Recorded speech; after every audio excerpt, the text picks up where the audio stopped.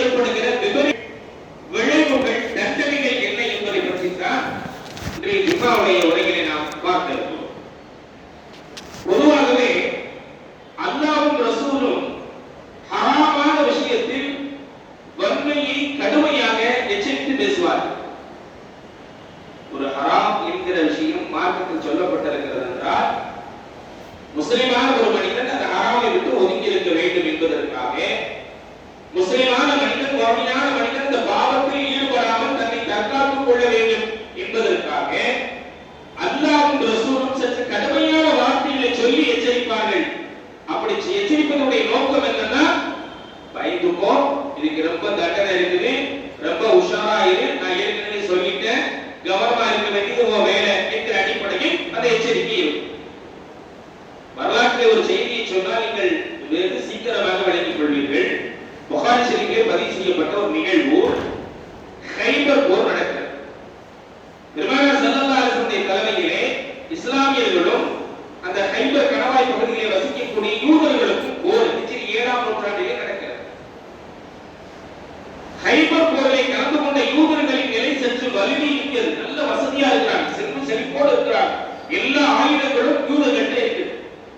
இஸ்லாமியர்களின் நிலை என்னன்னா அதுவும் பரிதாபம், ரொம்ப பலகீனமா இருக்கிறாங்க, உண்பதற்கு உணவு கூட இல்லாத ஒரு நிலை அந்த நேரத்தில் இஸ்லாமியர்கள். பெருமானார் ஸல்லல்லாஹு அலைஹி வஸல்லம் கூப்பிட்டு சொல்றாங்க, நாளை மறுநாள் நமக்கு கைபர் இடத்திலே யூதர்களோடு போர் செய்ய போகிறோம். ரொம்ப வறுமையான கஷ்டமான எளிமையான நிலையில் இருக்கிற சஹாபாக்களுக்கு ஒரு சந்தோஷம் என்னன்னா, நிச்சயமா கைபர் போர்ல நாம ஜெயிச்சிடலாம், அல்லாஹ் நமக்கு வெற்றியை கொடுத்துருவான்.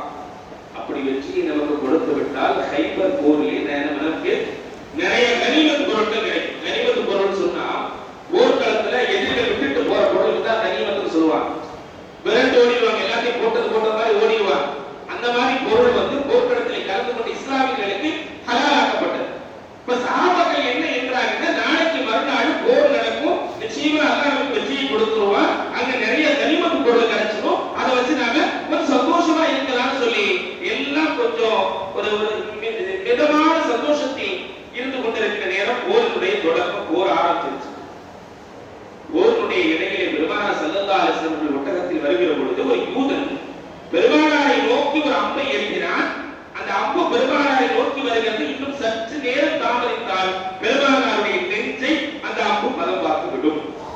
அந்த மாதிரி நேரத்துல மிதுனம் என்று சொல்லக்கூடிய ஒரு சாவி பார்க்கிறாங்க, ரசூலுல்லாஹ்வை நோக்கி ஒரு எதிரி அம்பு எறிகிறானே, அது நேராக பெருமானார் மேல பற்றும் என்று சொல்லி வேகத்துல அந்த சாவி ரசூலுல்லாஹ் முன்னாடி போய் நின்று அந்த அம்பை தனக்கு தாக்கிக் கொள்கிறார்.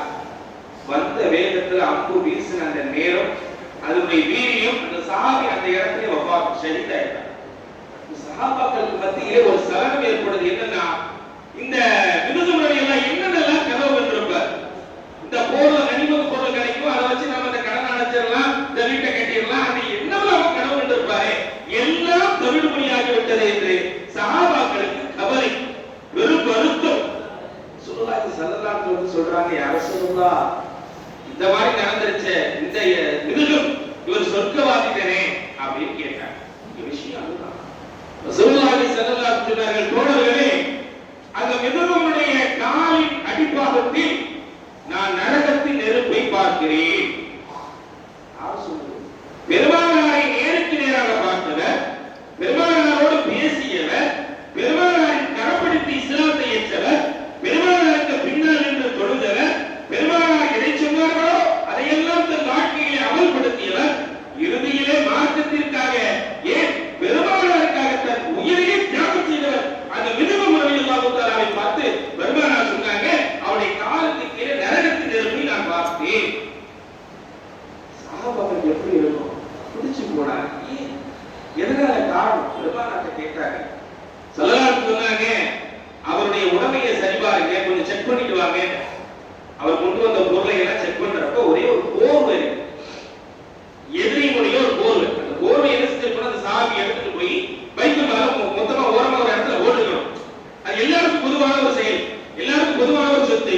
இவர் தனக்கு தானே அவன் சொல்லி தூக்கி வச்சுக்கிட்டார். ஒரே ஒரு போர்வை, அது ஹலால் இல்லை, அது ஹராம் என்கிற காரணத்தினால் மார்க்கத்திற்காக உயிரை செய்த தியாகம் செய்ததற்கே தண்டனை காத்திருக்கிறது என்றால் நான் சொல்ல வருகிற செய்தி ஹராமுடைய விஷயத்தில் அல்லாஹ்வும் ரசூலும் தெளிவான எச்சரிக்கையை இந்த சமூகத்திற்கு கொடுத்திருக்கிறார்கள். அந்த நேரத்துல தான் இன்னொரு சஹாபி வேகமா வந்தாரு. ரசூலுல்லாஹ் என் காலிலே மாட்டிருந்த செருப்பு அந்திருச்சு, அதுக்கு வாரம் தேவைப்பட்டுச்சு.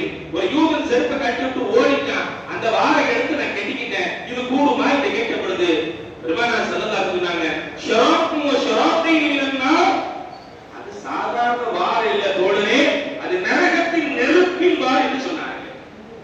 ஹராம் என்று சொன்னால் பெருமானாரும் ரசூலுல்லாஹும் அல்லாஹ்வும் தெளிவான எச்சரிக்கை கொடுப்பார்கள். அந்த அல்லாஹ்வும் ரசூலும் இந்த சமூகத்திலே எச்சரிக்கை விடுத்து கண்டிப்போடு இதை செய்யக்கூடாது என்று சொன்ன ஒரு பெரும் பாவம் இன்றைக்கு நடந்து கொண்டிருக்கிறது. என்ன பாவம் தெரியுமா? ரிபா என்கிற வட்டி. வட்டியை பற்றி அல்லாஹ்வும் ரசூலும் நிறைய பேசியிருக்கிறார்கள். ஒரு மார்க்கத்தை ஏற்றவன், அல்லாஹ்வையும் ரசூலையும் ஏற்றவன், எந்த ஒரு தருணத்திலையும் எந்த ஒரு காரணத்தையும் கொண்டு வட்டியை வாங்குவதோ வட்டியை கொடுப்பதோ மிகவும் கண்டிக்கத்தக்க செயல் என்பதாக மார்க்கம் சொல்லி இருக்கிறது. ஆனால் இன்றைக்கு சமூகத்தின் நிலை என்ன? பொதுவாகவே பெரும்பாலான விஷயத்துல சமூகம் ரொம்ப அசட்டையாக இருக்கு. முன்பு ஒரு காலம் இருந்தது, மதுபான பிரியர்கள் ஊருக்கு 4 பேர் தான் இருப்பாங்க இல்லையா? ஊருடைய ஒரு ஓர பகுதியில் எங்கேயாச்சும் இருப்பா, குடிச்சுட்டு அவன் பாட்டு வெளியே போயிடுவான். ஆனா இன்னைக்கு அப்படி நிலைமை இருக்குதா? யார் அந்த பாவத்தை செய்யறாங்க, யார் செய்ய மாட்டாங்கன்னு கண்டுபிடிக்க முடியல. கூட்டத்தோட கூட்டமா கலந்துறா, மிக்சிங் ஆயிடுறா. ஏன்னா பெரும்பாலும் இன்றைக்கு சமூகத்தில் அசட்டையாகிவிட்டது. அதே வரிசையில தான் இந்த நாம சொல்ல போறது வட்டி இருக்கு. வட்டியுடைய விஷயத்துல இஸ்லாமிய சமூகம் ரொம்ப கவனக்குறைவா இருக்கிறது. அது வேதனையான ஒரு செய்தி. வட்டி 2 வகை இருக்குதுங்க. ஒண்ணு, நாம ஒருத்தர் கடன் வாங்கியிருக்கோம், ஒரு கிரெடிட் கார்டு மூலியமா வாங்கியிருக்கிறோம், ஒரு 40,000 ரூபாய் வாங்கியிருக்கோம், திரும்ப கேட்ட ஒரு 42,000 ரூபாய், இல்ல ஒரு 10,000 ரூபாய் கடன் வாங்கியிருக்கோம், திரும்ப கொடுக்குறோம் 10,500 ரூபாய் கொடுக்குறோம் இல்லையா? செலவு விகித வட்டின்னு சொல்லுவாங்க. இது ஒரு வகை. 2வது வகை வட்டி இருக்கு. நம்மகிட்ட நிறைய காசு இருக்குது, ஏன் போட்டு செலவழிச்சுக்கிட்டு நேரா பேங்க்ல போய் டெபாசிட் பண்ணிடலாமே, பிக்ஸ்ட் டெபாசிட்ல போட்டோம்னா அதுல ஒரு வருமானம் வரும், அதை வச்சு நம்ம வாழ்க்கையை ஓட்டிக்கலாம்னு சொல்ற 2வது வகை. இந்த 2 விதமான வட்டியையும் இஸ்லாம் வன்மையாக கண்டித்திருக்கிறது. எந்த மொழிக்கும் அது அனுமதி இல்லை. பெருமானாருடைய காலத்துல பனு அம்ர் இப்னு உமைர் என்ற ஒரு கூட்டத்தார்கள், ரொம்ப பெரிய பணக்காரங்க, ஊர்ல யாருக்கு கஷ்டம் தான் அவங்க தான் போய் நிற்பாங்க. பனு அம்ர் இப்னு உமைர் என்ற அந்த குடும்பத்தார்கள் அவங்க என்ன செய்வாங்க, காசு கொடுப்பாங்க, திரும்ப வாங்குறப்ப எக்ஸ்ட்ரா வாங்கிடுவாங்க. 10,000 கொடுத்தா 11, 1 லட்சம் கொடுத்தா 1,10,000, இந்த மாதிரி வாங்கக்கூடிய பழக்கம். அந்த நேரத்துல பனு உமைர் என்ற ஒரு குடும்பத்தார்கள் அவங்க போய் அடிக்கடி அவங்கள்ட்ட வாங்குவாங்க. யார்கிட்ட? இந்த பனு அம்ர் இப்னு உமைர் குடும்பத்தார்ட்ட அடிக்கடி கொடுத்து வாங்குவாங்க. இவர்கள் 2 நபர்கள் இப்படி செய்து கொண்டிருக்கிற நேரம் பெருமானார் வர்றாங்க, இஸ்லாத்தை சொல்றாங்க, இஸ்லாத்தை ஏற்றுக் கொள்கிறார்கள். 2 குடும்பமும் முஸ்லிமாக மாறிவிட்டது. மாறிய பின்னால் இந்த பனு அம்ர் இப்னு உமைர் என்ற குடும்பத்தாரை சார்ந்த ஒரு நபரே பனு முகைரா குடும்பத்தை சார்ந்தவர் போய் வட்டி வாங்குறதுக்காக போறார். அந்த பனு முகைரா குடும்பத்தார்கள் சொல்றாங்க, என்ன தோழரே, நாம தான் முஸ்லீம் ஆயிட்டோமே, நாம தான் இஸ்லாத்தை ஏற்றுக்கிட்டோமே, மார்க்கத்துல தான் வட்டி ஹராமாக்கப்பட்டுருச்சு, கூடாது, அதை நான் செய்ய மாட்டேன்னு சொல்றார்.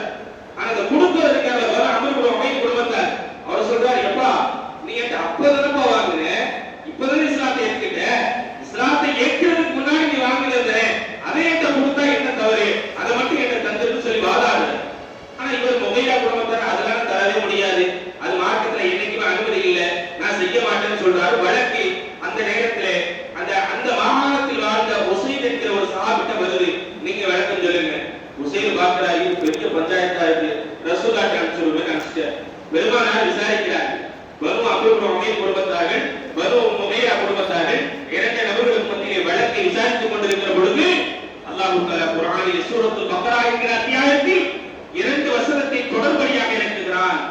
முதல் வசனம், யா அய்யுஹல்லதீன ஆமனூ, ஈமான் கொண்ட விசுவாசிகளே, இத்தகூ, அல்லாஹ்வை நீங்கள் பயந்து கொள்ளுங்கள், வதரு மா பக்கிய மினர் ரிபா, வட்டியிலிருந்து நீங்கள் எதையெல்லாம் விட்டுவிட்டீர்களோ எல்லாத்தையும் விட்டுருங்க. எப்ப?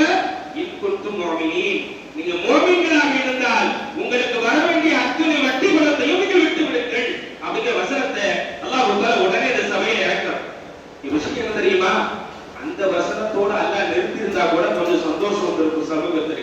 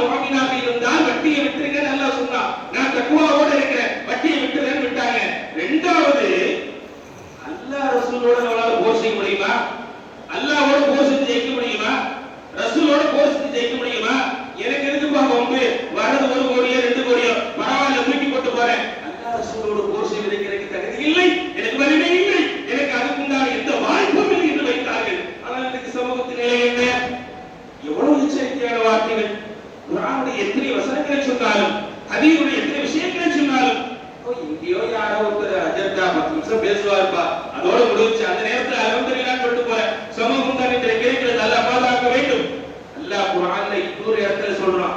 வட்டி குறித்து தெளிவாக பேசுகிற பொழுது அல்லாஹ் சொல்கிறான், நாளை இந்த உலகத்திலே வட்டி வாங்கியவர்கள் எப்படி எழுப்பப்படுவார்கள் தெரியுமா? குர்ஆனிலே சொன்னான், அல்லதீன யாக்குலூன ரிபா லா யகூமுன இல்லா கமா யகூமுல் லதீ யதகப்பத்துஹு ஷைத்தானு மினல் மஸ்ஸி.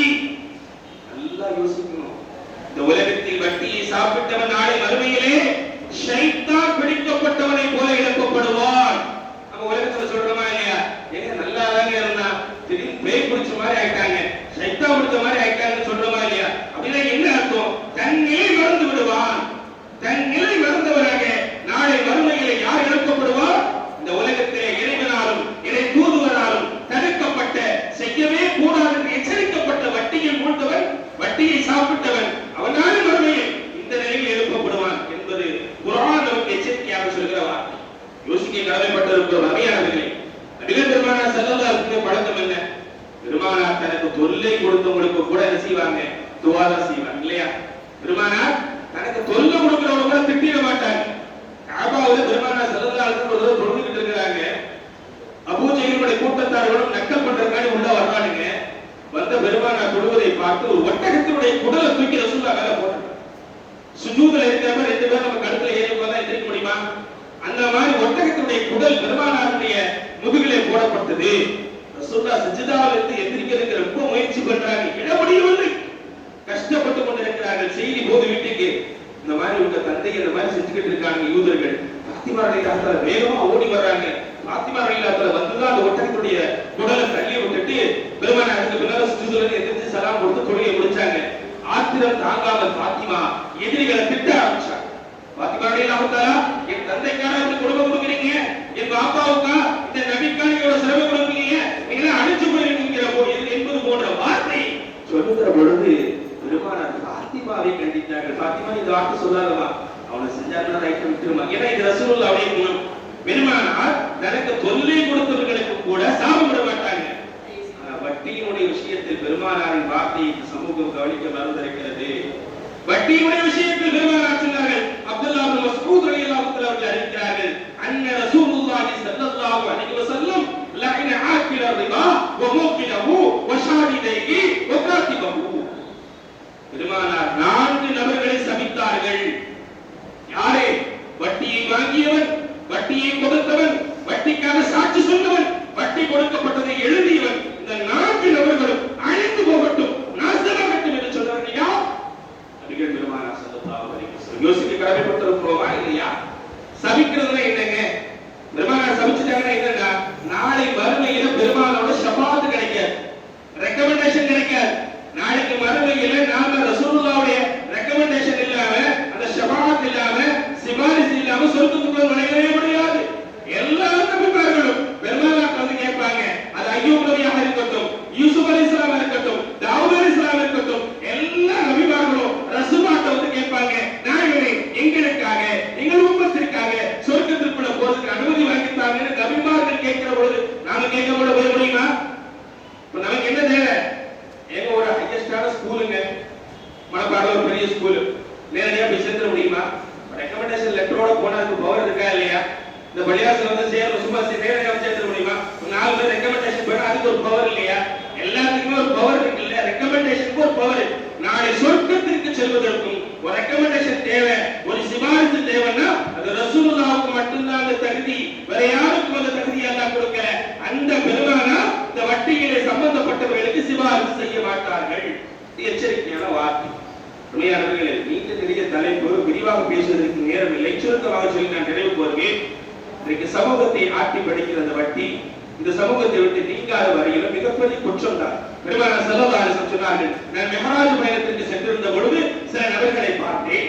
அந்த நபருடைய வயிறு எல்லாம் டிரான்ஸ்பரண்டா இருந்துச்சு.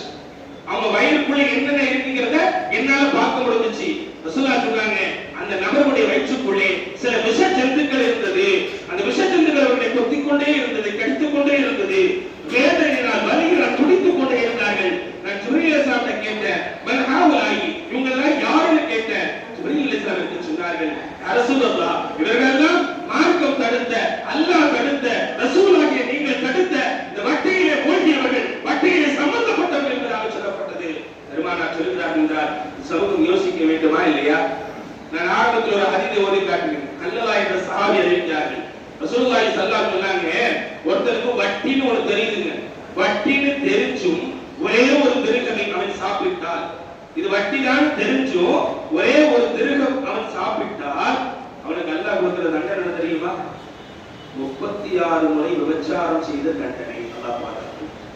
ஒரு முறை விபச்சாரம் செய்தால் என்ன தண்டனை? அல்லாஹ் குர்ஆனில் சொல்கிறான், லா தக்ரபு ஸினா, நீங்கள் விபச்சாரத்தின் பக்கம் நெருங்காதீர்கள். நீங்கள் தெரிந்தோ தெரியாமலோ அந்த பாவத்தில் ஈடுபட்டால் உங்களுக்கு கடுமையான தண்டனை இருக்கிறது. அல்லாஹ் ஒரே ஒரு முறை தெரியாமல் ஒரு நபர் விபச்சாரத்தில் ஈடுபட்டாலே இவ்வளவு தண்டனை என்று சொல்கிறான் என்றால் 36 முறை ஒருவன் விபச்சாரம் செய்தால் என்ன தண்டனை கிடைக்குமோ அந்த தண்டனை வட்டியிலே ஒரே ₹1 சாப்பிட்டவனுக்கு என்று சொன்னால் 1000 சாப்பிடுபவர்கள், லட்சத்தை சாப்பிடுபவர்கள், கோடியிலே சாப்பிடக்கூடிய நபர்களுடைய நிலையை யோசிக்க கடமைப்பட்டிருக்கிறோம். அல்லாஹ் பாதுகாப்பானாக. இந்த சமூகத்திலிருந்து வட்டி நீக்குவதற்கு 2 வழி இருக்குது. ஒன்று, சமுதாயத்தினுடைய பெரியவர்கள் செல்வந்தர்கள் இருக்கிறாங்க இல்லையா, இவர்கள் என்றைக்கு தன்னுடைய பொருளாதாரத்தை சரியாக கணக்கு பார்த்து ஜக்காத்தை கொடுக்கிறார்களோ அன்றைக்கு இந்த சமூகத்தில் வட்டி குறையும். இன்ஷா அல்லாஹ் இனி வரக்கூடிய ஆண்டுகளிலாவது நம்மில் இருக்கக்கூடிய செல்வந்தர்கள் அவர்களுடைய செல்வத்தை சரியான முறையை கணக்கு பார்த்து ஜக்காத் கொடுப்பதற்கு அல்லாஹ் போக்கி செய்வாராக. இரண்டாவது வழி என்ன தெரியுமா? சமூகத்தில் இருக்கிற செல்வந்தர்கள், தனவந்தர்கள், கொடையாளர்கள் இல்லாத ஏழை எளிய மக்களுக்கு கடன் கொடுத்து உதவ வேண்டும். அதனால தான் ரசூலுல்லாஹி ஸல்லல்லாஹு அலைஹி வஸல்லம் சொன்னாங்க, சதகா கொடுத்தவனுக்கு ஒரு நன்மை தான், ₹1 கொடுத்தவனுக்கு 10 நன்மை. ஆனால் கடன் கொடுத்தவருக்கு அல்லாஹ் இரட்டிப்பான நன்மையை தருகிறான். காரணம், ஒன்று அவனுக்கு கடன் கொடுத்ததற்கு, இன்னொன்று அவன் சிரமத்தில் இருக்கிற பொழுது வட்டி என்கிற பாவத்தை அவனை மூழ்காமல் தடுத்ததற்கு என்பதாக பெருமானார் சொல்லி இருக்கிறார் என்றால் யோசிக்க கடமைப்பட்டிருக்கிறோம். இந்த 2 விஷயத்தை இந்த சமூகம் கையில் எடுக்கிற பொழுது வட்டி என்கிற மிக பாரதூரமான பாவத்தை விட்டு இந்த சமூகம் பாதுகாப்பு பெறும். அல்லாஹ் ஜல்லஷானு வ தஆலா இறைவனுக்கும் தூதருக்கும் கோபத்தை உண்டாக்குகிற இந்த மோசமான வட்டி என்கிற பாவத்திலிருந்து நம்மையும் நம் சந்ததிகளையும் அல்லாஹ் முழுமையாக பாதுகாப்பானாக. ஆமீன். வாஹிரு தஅவானா அல்ஹம்துலில்லாஹி ரப்பில் ஆலமீன். சுன்னத்துல்லாஹ் தொழுது.